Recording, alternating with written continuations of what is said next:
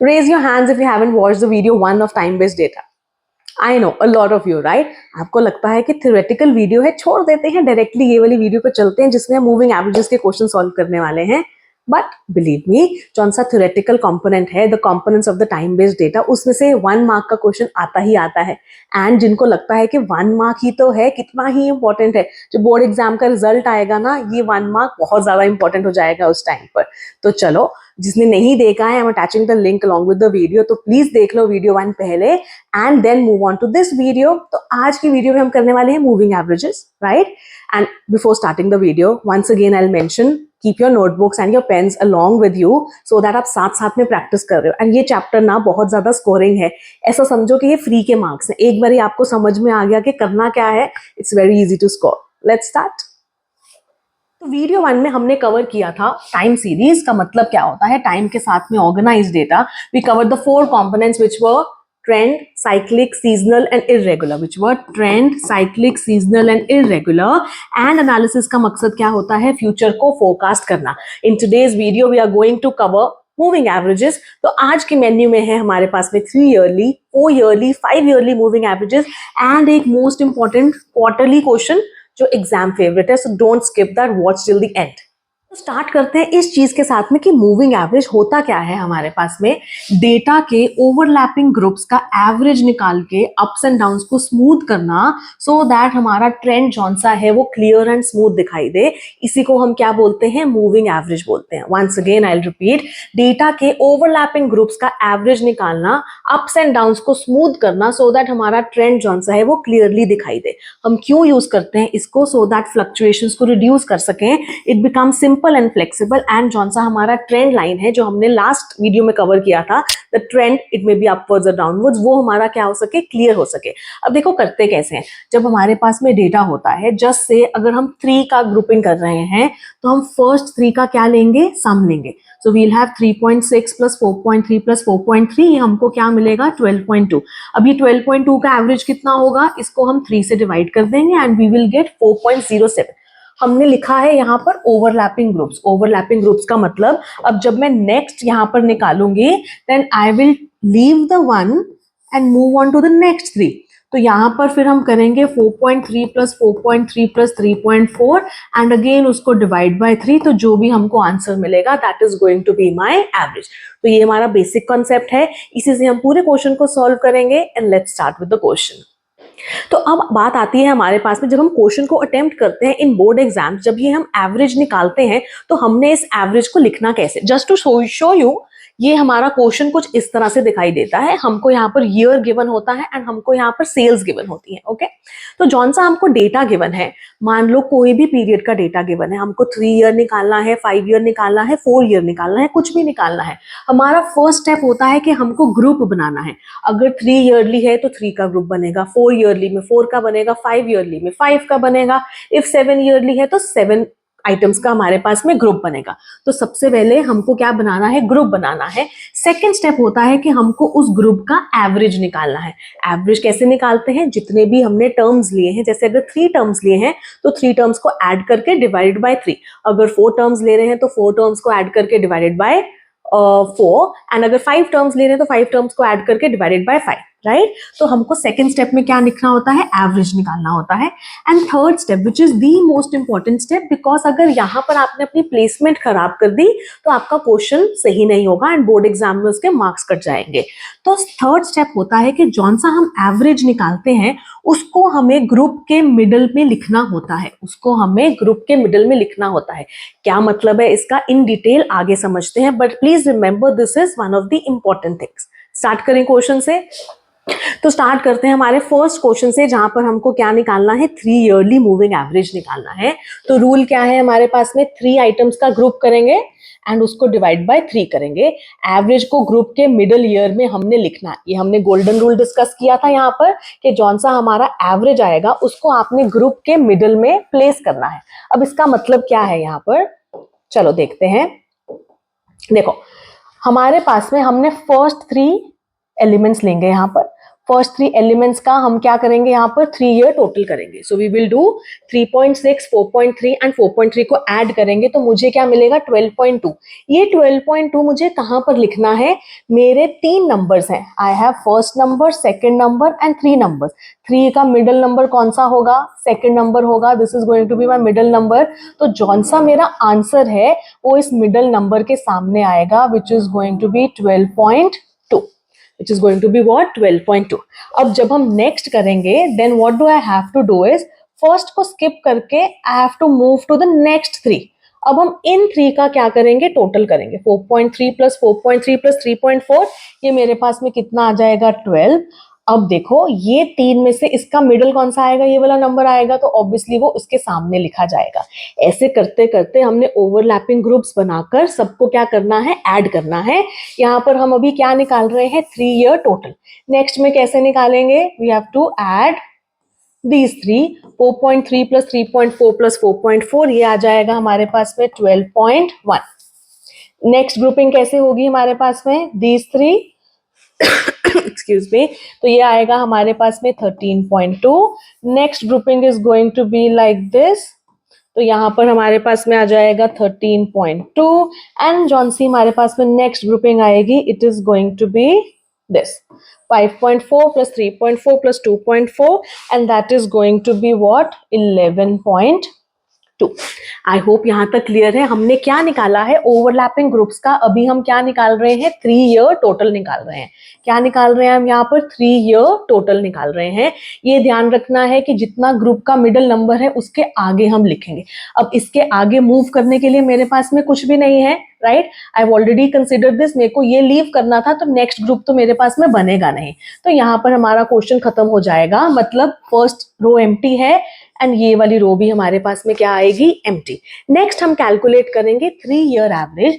3 year average कैसे calculate करते हैं, जौन सा टोटल आया है उसको आपने क्या करना है, डिवाइड बाय 3. जौन सा टोटल आया उसको हम क्या करेंगे, डिवाइड बाय 3. तो 12.2 को जब हम 3 से डिवाइड करेंगे यू विल गेट 4.067. 12 को 3 से डिवाइड करेंगे तो 4.00. 12.1 को करेंगे तो 4.03. 13.2 को डिवाइड करेंगे it will be 4.40. This is also 4.40 and this is 3.73. Don't mind, I am directly writing the value so that time waste नहीं हो. Simple calculations है, आप पेपर में easily कर सकते हो, confuse नहीं होना है. इसी तरह से आपने ये steps लिखने हैं. तो जौन सा हमारा golden rule था कि जौन सा हम एवरेज निकालते हैं या टोटल भी जब हम निकाल रहे हैं उसको हमको मिडल में लिखना है. इसी से आपको ये देखोगे कि ऑटोमेटिकली जब आप वो रूल फॉलो करोगे तो first line and last line ये आपकी क्या आएगी, एम्प्टी आएगी. So this you have to leave. अभी क्लियर विद दिस, इतना समझ में आ गया. अगर नहीं समझ में आया पॉज करो, रिवाइंड करो, खुद से लिखो and then move on to the graph. Okay, तो अब आपको समझ में लग गया कि 3 ईयर मूविंग एवरेज कैसे निकालते हैं. नेक्स्ट पार्ट इज कि इसको हमने ग्राफ में क्या करना है, प्लॉट करना है. जब हम इसको ग्राफ में प्लॉट करते हैं तो एक्स एक्सिस पे हम ईयर लिखते हैं एंड जौन सा वाई एक्सिस है उसके ऊपर हम अपना डेटा लिखते हैं. अब डेटा आपको पता है यहाँ पर आपने किस हिसाब से देखना है, जौन सा मिनिमम एंड मैक्सिमम वैल्यू है उसको आपने पॉइंट्स में यहाँ पर एडजस्ट कर लेना है एंड ईयर आएगा आपका एक्स एक्सिस के साथ में.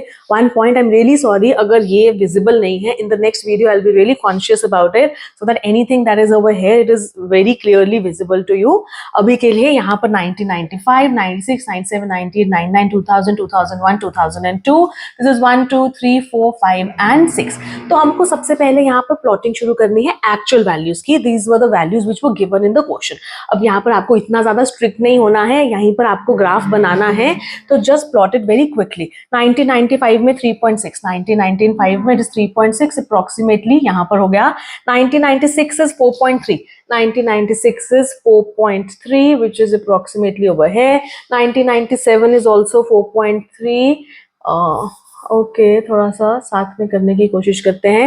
1998 is 3.4. 1998 is 3.4. 1999 is 4.4. This is 4.4. 2000 is 5.4. 2000 is going to be 5.4 and 2001 is 3.4. 2001 is 3.4. It is going to be over here, and 2002 is 2.4. 2002 is 2.4, somewhat over here. Okay, अब जितने भी आपके पास में ये पॉइंट्स आए हैं, you have to just join these with the straight lines. Please make sure that you are using a scale. Don't use it freehand. Okay, I am using it freehand, but you don't have to use it freehand. So you have to make a solid line joining all the points.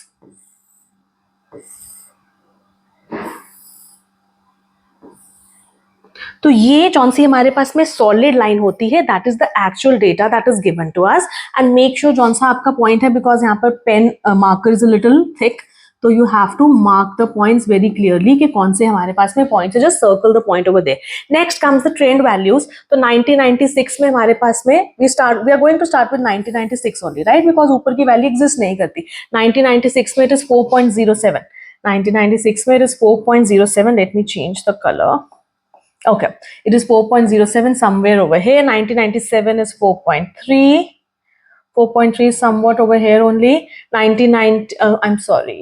For 1997 it is 4. 1997 it is 4. Over here it is 4. 1998 it is 4.03. It is 4.03. 1999 it is 4.4. This is 4.4. 2000 it is 4.4. 2000 it is 4.4 somewhere over here. And 2001 it is 3.73.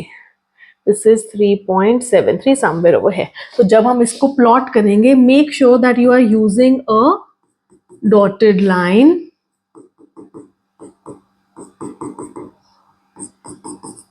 तो इस तरह से जब हम अपने data को graph के ऊपर प्लॉट करते हैं, we get a graph of it. Make sure कि हम सॉलिड लाइन यूज कर रहे हैं for the actual data and dotted line use कर रहे हैं हमारे ट्रेंड वैल्यूज के लिए. Are you clear with it? Shall we move on to the 5 year moving average? चलो, next we are going to start with the 5 yearly moving average. अब जिसको तो 3 ईयरली मूविंग एवरेज समझ में आ गया है, उसके लिए 5 yearly moving average is going to be a piece of cake, right? अभी केक खाने नहीं भाग जाना, ओके, जस्ट कॉन्सेंट्रेट ओवर है. जब हम 5 ईयरली मूविंग एवरेज निकालते हैं, तब हमको कितने आइटम्स का ग्रुप लेना है? 5 आइटम्स का ग्रुप लेना है. फर्स्ट पॉइंट, 5 आइटम्स का एवरेज निकालने के लिए 5 आइटम्स का ऐड करके उसको 5 से डिवाइड करेंगे. एंड गोल्डन रूल क्या होता है कि मिडल में हमको उसकी वैल्यू को लिखना है. मिडल में मतलब जैसे हमारे पास में यहाँ पे 1 2 3 4 एंड 5 आइटम्स है, तो हमारा टोटल किसके सामने लिखा जाएगा? थर्ड आइटम के सामने लिखा जाएगा. मतलब यहाँ पर फर्स्ट एंड सेकेंड आइटम हमारे पास में क्या रहेगा? एम्प्टी रहेगा. ओके, चलो देखते हैं. यहाँ पर हमारे पास में सेम क्वेश्चन है जॉन सा हमने लास्ट में किया, बट यहाँ पर हम क्या निकालेंगे? 5 ईयरली मूविंग एवरेज. तो हमको ग्रुप करना है 1 2 3 4 एंड 5 आइटम्स को. So these are my 5 items. 1 2 3 4 5. Answer किसके आगे लिखा जाएगा? थर्ड आइटम के आगे, क्योंकि वो क्या है? हमारी मिडल वैल्यू है. तो सबसे पहले हम क्या निकालेंगे? 5 ईयर टोटल. 5 ईयर टोटल कैसे निकालेंगे? इन सारी 5 आइटम्स को ऐड करके, and we are going to get it 20.0 and this is empty and this is empty. जब हम नेक्स्ट ग्रुप निकालेंगे अपना, तो नेक्स्ट ग्रुप में ये वाला स्किप कर देंगे and then we are going to find out the 5 like this. Okay, तो जब हम इन 5 को ऐड करेंगे तो ऑब्वियसली इसके सामने आएगा and this would be 21.8. Similarly जब हम नेक्स्ट निकालेंगे, तब हमको नेक्स्ट 5 को क्या करना है? क्लब करना है. So it is going to be these 5, right? तो ये 5 का मिडल वैल्यू ये वाली है, तो इसका टोटल जौन सा आएगा इसके आगे, which is going to be 20.9. And जौन सा हमारा लास्ट क्लबिंग है, last clubbing is going to be this. And यहाँ पर हमारा जौन सा टोटल है, that would come out to be 19.0. Please make sure कि इसके आगे अब मैं मूव नहीं कर सकती. My data got finished over है, तो ये वाला रो भी एम्प्टी एंड ये वाला रो भी आपका क्या आएगा? एम्प्टी आएगा. तो ओनली वन गोल्डन रूल कि जौन सा आपका आंसर है वो आपने मिडल के सामने लिखना है. करेक्ट है? चलो, अब हमने निकालना है 5 ईयर एवरेज. 5 ईयर एवरेज कैसे निकालेंगे? जौन सा टोटल का वैल्यू आया उसको आपने क्या करना है? Divide by 5. टोटल वैल्यू को आपने क्या करना है? Divide by 5. तो जब हम 20 को 5 से डिवाइड करेंगे, आई विल गेट 4.00. 21.8 को डिवाइड करेंगे, I will get 4.36. This is going to be 4.18 and this is going to be 3.80. है ना बहुत ज्यादा इजी? ऐसे तो नहीं कहते कि फ्री के मार्क्स हैं. It is basic arithmetic. Add करना है and you get your answers, right? जब आपने एक बार ये बना लिया, then we are going to move on to the graph. quickly try plotting the graph for it. Pause the video, draw the graph for yourself. Okay, चलो जी, very quickly let's plot the graph for the 5 year moving average. तो हमारे पास में सबसे पहले actual values आएंगी. 1995 is 3.6, 1995 is 3.6, 1996 is 4.3, this is 4.3, 1997 is also 4.3. ये सेम ही बनेगा जैसे पहले बनाया था. 1998 is 3.4, this is 3.4, 1999 is 4.4, 1999 is 4.4, 1999, 2000 is 5.4, 2000 is 5.4, and 2001 is 3.4, this is 3.4, and 2002 is 2.4. So this is going to be 2.4 somewhere over here. Sorry, somewhere over here. Okay, चलो straight line से you have to mark it. Make sure you are using a scale to plot your lines. Board exams में presentation also matters a lot. So make sure that you are using a scale to join all the lines. And next we have the trend values. अब trend values plot करने के लिए, okay, for 1997 we have 4. 1997 के लिए हमारे पास में है 4. 1998 is 4.36, 1998 is 4.36, 1999 is 4.18, this is 4.18, and 2000 is 3.80, 2000 is 3.80 somewhere around here.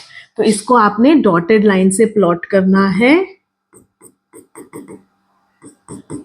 This is supposed to be my trend values. Clear है? 3 year moving average, 5 year moving average.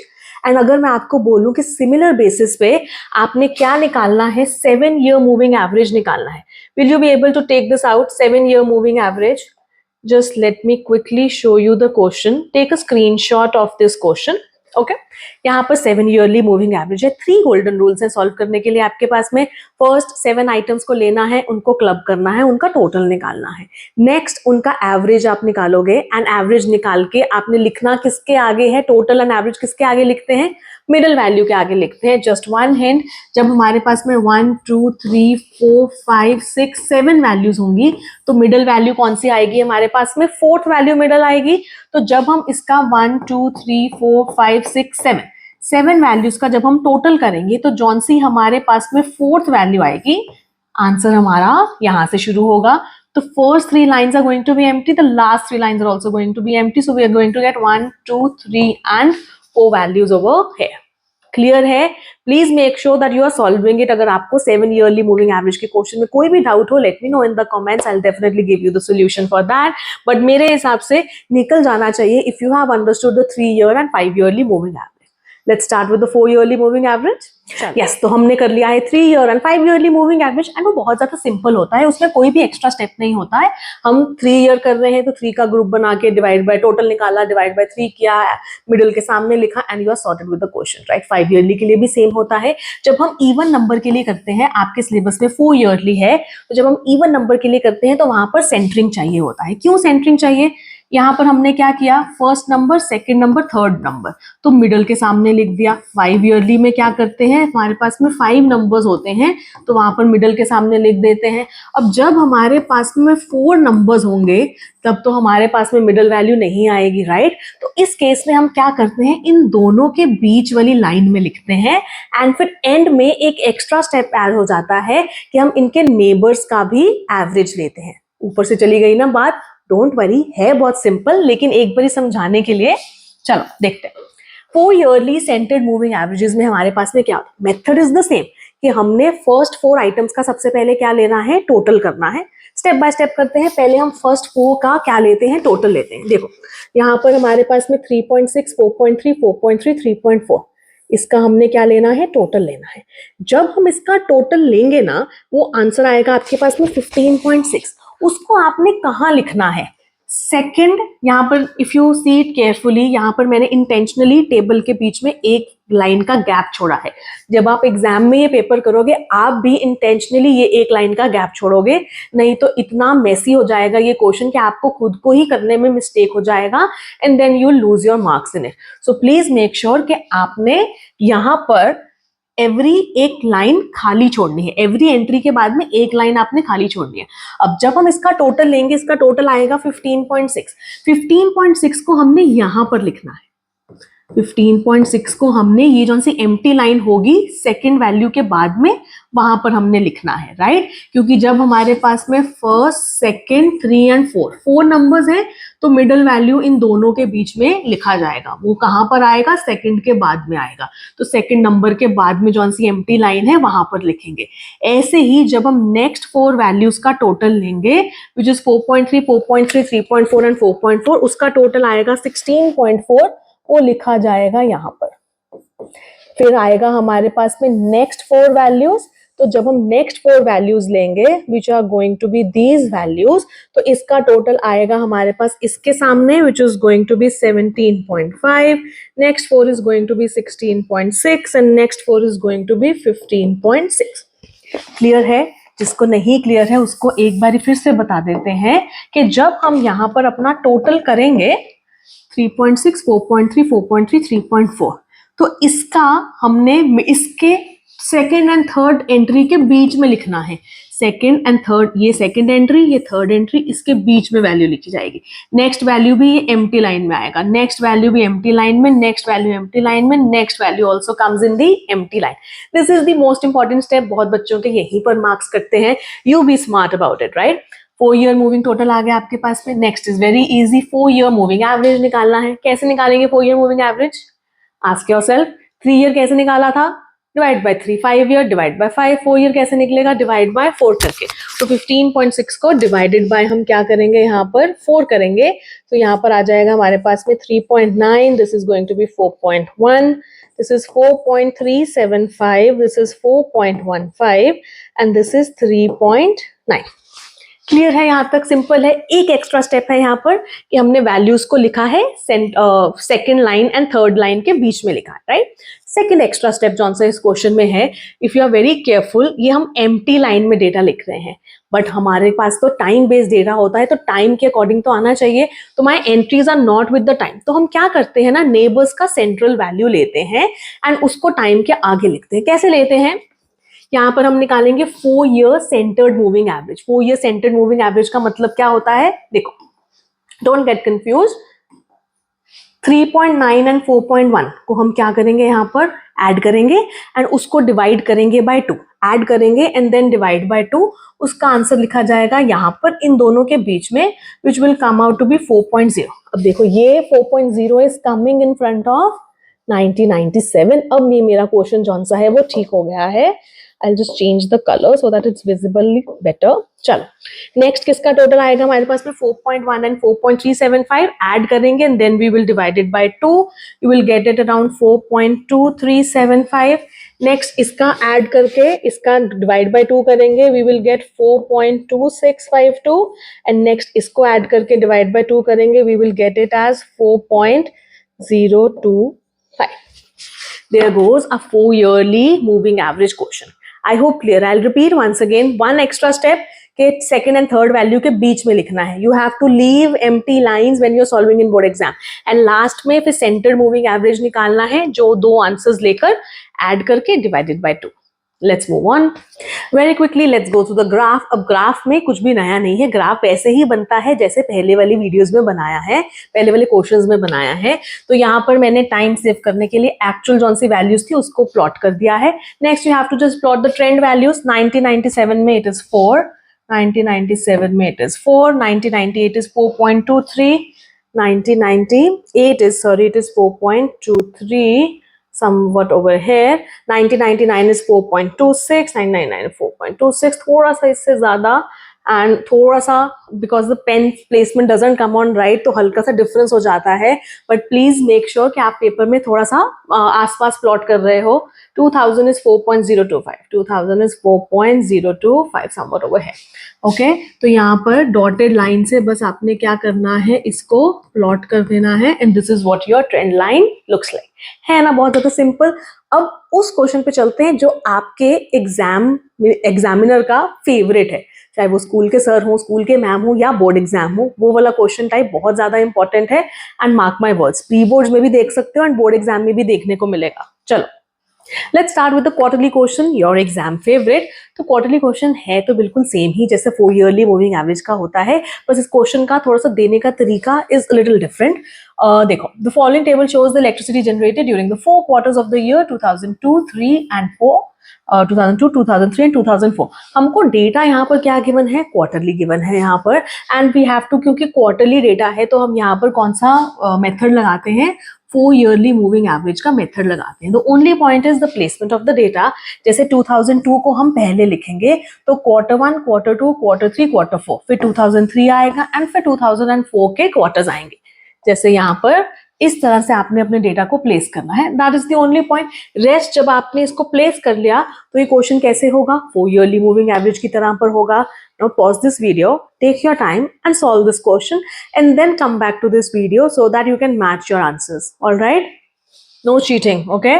So यहाँ पर हमारे पास में ये वाली वैल्यूज हैं, तो फर्स्ट फोर वैल्यूज। अब यहाँ पर मैंने लाइन नहीं छोड़ी है, बट मेक श्योर कि क्योंकि डेटा थोड़ा सा ज्यादा था तो it was not getting accommodated, तो मेक श्योर जब आप इसको सॉल्व करोगे, फर्स्ट स्टेप इज कि जब आप लिखोगे तो लीव लाइंस।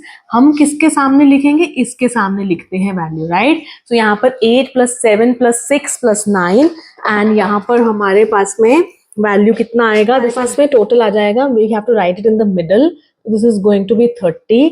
नेक्स्ट टोटल आएगा इनके बीच में which is going to be 32। Next total is also going to be 32।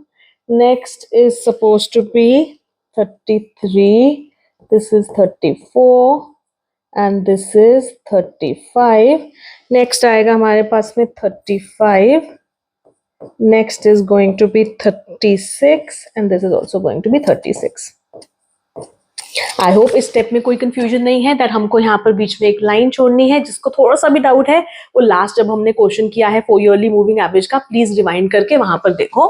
Next is 4 quarterly moving average. 4 quarterly moving average कैसे निकालेंगे, ये वाली वैल्यू को आपने क्या करना है, डिवाइड बाय 4 करना है, very simple, divide by 4। So 30/4 that comes out to be 7.5। यहाँ पर आ जाएगा हमारे पास में 8, this is going to be 8, 33 is going to be 8.25, 34 is going to be 8.5, this is going to be 8.75, this is also 8.75 and 36 is going to be 9 and 9।